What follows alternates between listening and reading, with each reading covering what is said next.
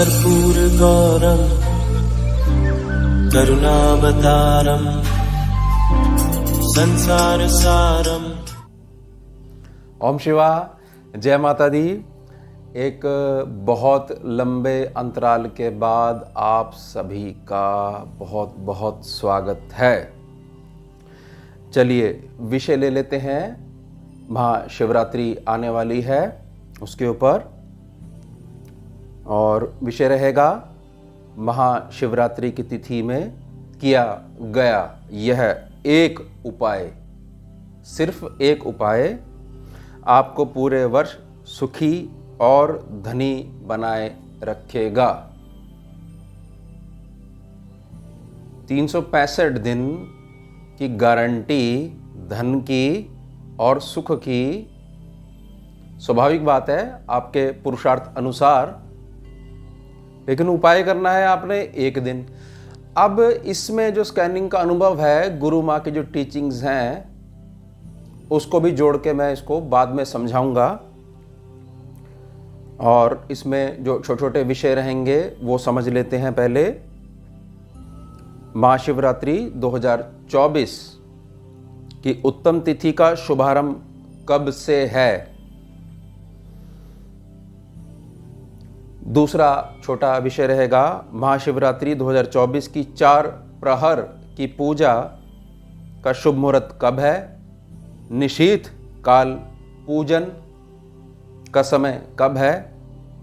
और महाशिवरात्रि व्रत पारण समय कब है, अर्थात जो व्रत जो पूर्ण करा जाएगा, खोला जाएगा। और तीसरा महाशिवरात्रि 2024 का उत्तम उपाय क्या है। उपाय है स्कैनिंग के अनुभव के आधार पर। प्रार्थना रहेगी, कॉपी पेन लेके बैठ जाइएगा। हमेशा की तरह मैं इस विषय को भी अच्छे प्रकार से आप सभी की सेवा में समझाने का भरसक प्रयास करूंगा। चलिए मैं शुरू करता हूं। पहला विषय महाशिवरात्रि 2024 की उत्तम तिथि का शुभारंभ, शुभ आरंभ कब से है। अब समझें इसको। इस वर्ष 2024 में फाल्गुन मास कृष्ण पक्ष की चतुर्दशी तिथि अर्थात महाशिवरात्रि पर्व की तिथि का शुभारंभ दिनांक 8 मार्च 2024 शुक्रवार को रात्रि 9:57 9:57 रात्रि से लेकर अगले दिन 9 मार्च 2024 शनिवार शाम 6:17 6:17 तक चलायमान रहेगी। क्या चलायमान रहेगी? तिथि। महाशिवरात्रि का व्रत भी दिनांक 8 मार्च 2024 शुक्रवार को रखा जाएगा। शुक्रवार को रखना है आपने व्रत, ध्यान रखिएगा। दूसरा छोटा विषय महाशिवरात्रि 2024 की 4 प्रहर की पूजा का शुभ मुहूर्त कब है। निशीथ काल पूजन समय कब है। और महाशिवरात्रि व्रत पारण समय कब है। पहले प्रहर समझेंगे। प्रथम प्रहर का पूजन समय दिनांक 8 मार्च 2024 शुक्रवार शाम 6:25 से लेकर रात्रि 9:28 तक रहेगा, प्रभावी रहेगा। दूसरा द्वितीय प्रहर का पूजन समय दिनांक 8 मार्च 2024 शुक्रवार रात्रि 9:28 से लेकर रात्रि 12:30 12:30 बजे तक चलायमान रहेगा। तीसरा तृतीय प्रहर का पूजन समय दिनांक 8 मार्च 2024 शुक्रवार रात्रि, मैं शुक्रवार की रात्रि ले रहा हूं, वैसे वो शनिवार हो जाएगा क्योंकि 12 बजे के बाद दिन चेंज हो जाता है, लेकिन आप समझ जाइएगा। शुक्रवार रात्रि 12:30 से लेकर प्रातः 3:00 34 मिनट तक प्रभावी रहेगा। अब चौथा पहर, चतुर्थ पहर का पूजन समय दिनांक 9 मार्च 2024, शुभ दिन शनिवार, प्रातः 3:34 से लेकर प्रातः 6:37 तक रहेगा। इसके बाद निश्चित काल पूजन समय दिनांक 8 मार्च 2024, शुभ दिन शुक्रवार, रात्रि 12:04 से, ये समझ जाइएगा मैं शुक्रवार की रात्रि बोल रहा हूं, वैसे जो है 12 बजे के बाद दिन बदल जाएगा तो वो शनिवार कहा जाएगा। 12:04 से रात्रि 12:52 तक, 12 बजे से लेकर 1 बजे के बीच में। अगर आप प्रहर को नहीं समझ पाए तो ये है बहुत अच्छा समय, बहुत बढ़िया। और व्रत पारण के बारे में, महाशिवरात्रि व्रत पारण समय दिनांक 9 मार्च 2024, शुभ दिन शनिवार, प्रातः 6:27 से। कब तक है? दोपहर 3:28 तक। इस बीच में आपने अपना व्रत पारण करना है, पूर्ण करना है। अब उपाय के बारे में जान लेते हैं। तीसरा छोटा टॉपिक, महाशिवरात्रि 2024 का उत्तम उपाय क्या है? अब समझिएगा इसको। उत्तम पूजन हेतु सामग्री: 1 किलो ताजा दही, 250 ग्राम कुजा मिश्री, धागे वाली, धागा होता है ना इसमें, पंसारी के यहाँ मिल जाएगी आपको। उसके साथ में 250 ग्राम देशी खांड, 100 ग्राम अक्षत अर्थात कच्चा चावल, बासमती चावल ले लीजिएगा खुशबू वाला, जो पूरा हो चावल, अक्षत मतलब वो खंडित ना हो, पूर्ण हो, और सादा शीतल जल। अब ये उपाय कैसे अप्लाई करना है उसको समझिए। उत्तर मुखी खड़े होकर पहले शिवलिंग भगवान को, महादेव को सादे जल से स्नान कराएं, सादा शीतल जल। फिर कुजा मिश्री युक्त ताजा मीठी दही अर्पण करें। शिवलिंग की पिंडी पे आपने अर्पण करी, सेवा करी, तथा उबटन की भांति कोमल हाथों से शिवलिंग की सेवा करें। उपटन लगाते हैं ना जैसे, तो दोनों हाथों से आपने मन में मंत्र का जाप करते हुए, या मंत्र ना समझ में आए तो केवल शिव शिव का ही जाप कर लीजिएगा। ओम नमः शिवाय से तो आप अच्छी तरीके से परिचित हैं ही। उपटन की तरह उसको लगाएं। अब पुनः जल से स्नान कराएं, फिर दोबारा जल डाल देंगे। अब देसी खांड अर्पण करें तथा उपटन की तरह सेवा करें। दोबारा उपटन जैसे लगाई जाती है वैसे ही आप लगाएं, कोमल हाथों से सेवा करें। फिर पुनः जल से स्नान कराएं। अंत में पिंडी पर, महादेव पर कच्चा अक्षत अर्पण करें। जो ताजा दही और कुजा मिश्री है, कुजा मिश्री आप पहले ले आइएगा, उसको पाउडर बना लीजिएगा, उसको बारीक कर लीजिएगा, धागा उसमें से अलग कर लीजिएगा, अपनी दही में मिला लीजिएगा, और स्टील के बर्तन में लेके कहाँ तक आएंगे? आप मंदिर तक लेके आएंगे। जल वहाँ मिल ही जाएगा आपको, नहीं तो अपना आप जल लेके आना चाहो तो लेके आ सकते हो। उसके बाद जब आप उपटन की तरह लगाओगे, तो जब उसके बाद आप जल से स्नान कराओगे तो दही तो आपकी बिल्कुल साफ़ हो जाएगी, लेकिन क्या है, जो दही की जो चिकनाई है वो शिवलिंग पे रह जाएगी। शिवलिंग पे कुछ नहीं छोड़ते हैं, यही नियम है पूजन का। तो जो देसी खांड है, वो देसी खांड जब आप डालोगे सेवा में और उपटन की तरह उसको मलोगे, जैसे कि आपने दही से सेवा करी थी, तो जो देसी खांड की प्रकृति है वो जो दही की जो एक्स्ट्रा जो चिकनाई है उसको सोख लेगी। इसलिए यहाँ पर देसी खांड का प्रयोग करवाया गया है। फिर दोबारा जल डाला जाएगा और फिर अंत में श्रृंगार के तौर पर आपने क्या करना है, कच्चा अक्षत अर्पण कर लेना है और आपने आ जाना है। अब हर वर्ष आप जिस भी तरीके से पूजन करते होगे वो आप करते रहिएगा, या किसी और ब्राह्मण देव या संत अनुभव से आप कुछ उपाय प्रयोग करें वो कर लीजिएगा। मेरी प्रार्थना रहेगी ये जो उपाय मैं स्कैनिंग के अनुभव के आधार पर दे रहा हूँ इसको अलग से करिएगा। अब मैं इस बात को थोड़ा सा आपको क्लियर करना चाहता हूँ कि जो मैंने कहा है कि एक दिन उपाय करोगे और पूरे साल भर सुखी रहोगे और धनी रहोगे, सुखी स्वभाव धारण करोगे, धनी स्वभाव धारण करोगे, इसका क्या अर्थ है? इसको ऐसे समझिए, एक बार गुरु माँ ने अपने अनुभव में यह बताया था कि एक साधक जिसको बहुत ज़्यादा साधना की भूख थी, अनेकों सिद्धियां उसके पास थी, उसके जीवन में महादेव की कृपा से, महाकाली की कृपा से संत आए, गुरु आए। उस साधक ने ये प्रश्न किया, क्या कोई एक ऐसी विद्या भी है जिसको कर लेने मात्र से इस ब्रह्मांड में जितनी विद्याएं हैं उनको करने की आवश्यकता नहीं पड़े? तो उन्होंने बोला हाँ है।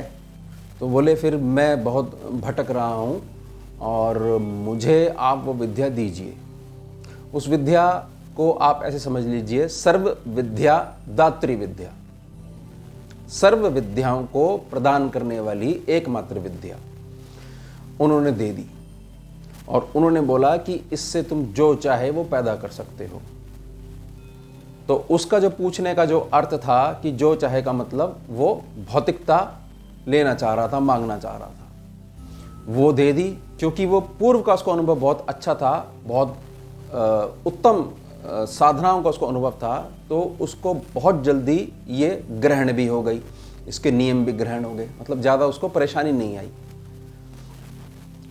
कुछ समय बाद उसको भौतिकता के विषय में कुछ भी रिजल्ट नहीं मिला।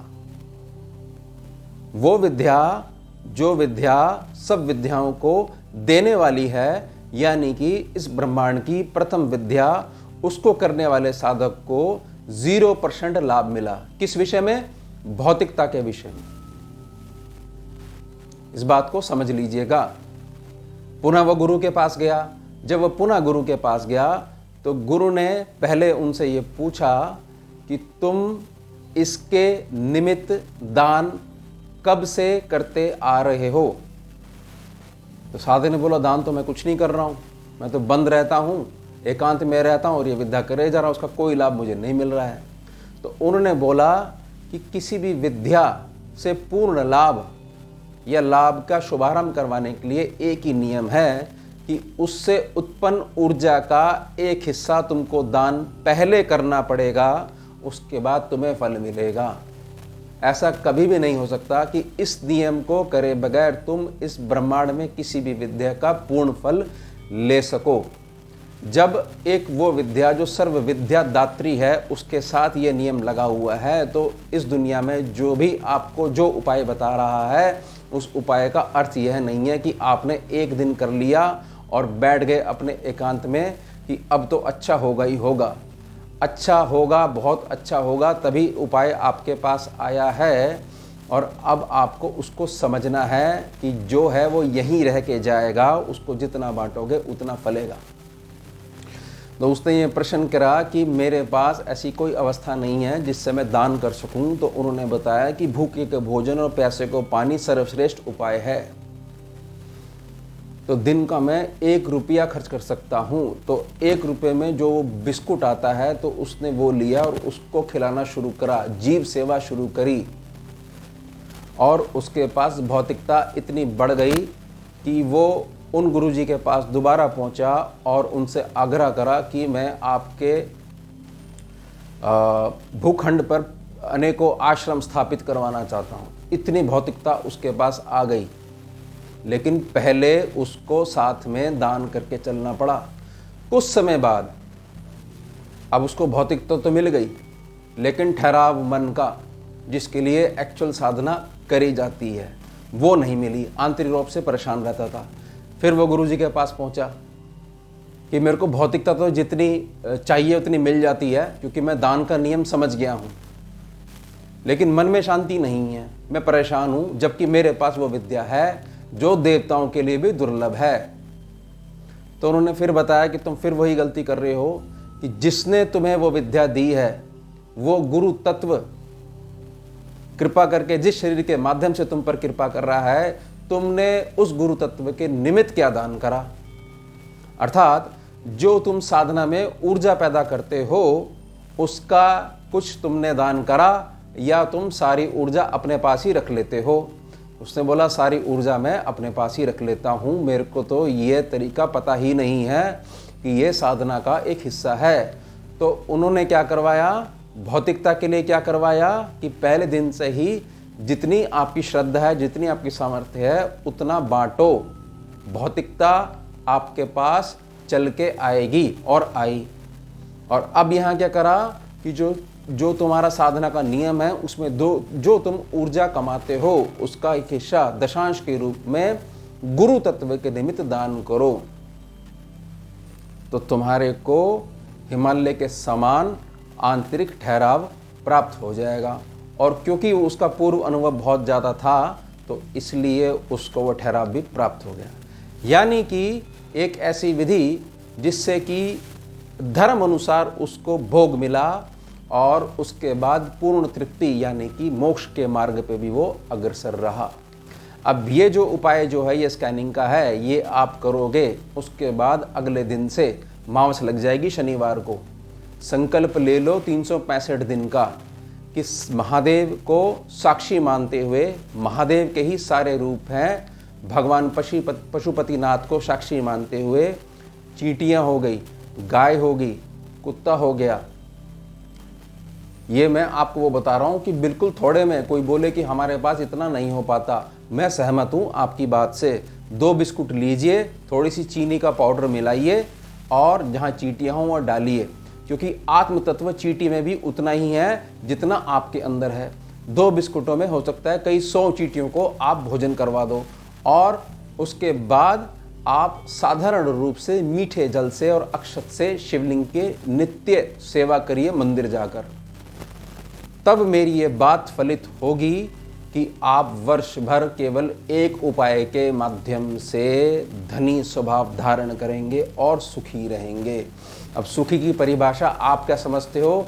मैं समझता हूँ पुरुषार्थ आधार के ऊपर, ना कि केवल कि आपकी योग्यता नहीं है और आप दावा कर रहे हो कि हमारी योग्यता इतनी भी नहीं है कि हम 1 किलो का पत्थर भी उठाकर रख सकें और जीतना चाहते हैं हिमालय को, कूच करेंगे सीधे कैलाश पे, तो ये संभव नहीं होगा। शनै शनै आपको रिजल्ट मिलेगा और भाग्य का विस्तार होगा। तो मेरी बड़ी प्रार्थना रहेगी, इस बात को समझिएगा, पहले देना पड़ेगा फिर आएगा। आप जो दोगे उसका 10 गुना आपके पास आएगा ही आएगा। और क्लास में जो ये ऊर्जा का जो तीसरा नियम जो है वो आप देख लीजिए। जो स्टूडेंट्स हैं जो क्लास लगाते हैं वीडियो के माध्यम से, मैं ये कहना चाह रहा हूँ कि इस बात को समझेगा कि जिस विद्या से बड़ा कुछ भी नहीं है इस सृष्टि के अंदर, उसमें भी पहले देने का नियम लागू है। तो ध्यान दीजिएगा, मैं चाहता हूँ आप सभी के पास समृद्धि आए, सीधे रास्ते से आए। तो बहुत सीधा तरीका, साधारण सादे जल से, मीठे जल से आप करिएगा और शिवरात्रि पे ये ज़रूर करिएगा ये उपाय।